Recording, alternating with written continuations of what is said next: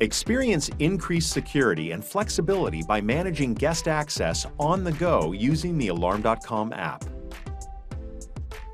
To create a user, log into the Alarm.com app.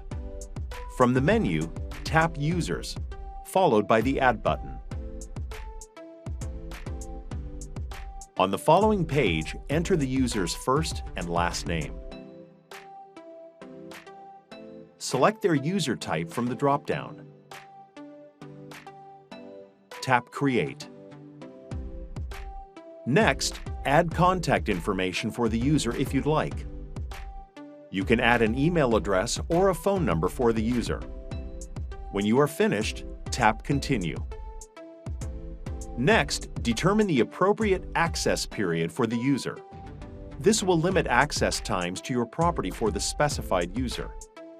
The three options are at all times, restricted schedule, temporary access.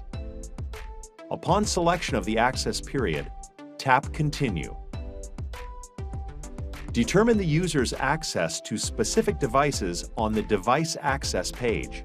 If no devices are selected, this user will only receive notifications. After selecting a device, tap Save. To learn more about using the Alarm.com app, visit the knowledge base to find articles and helpful resources.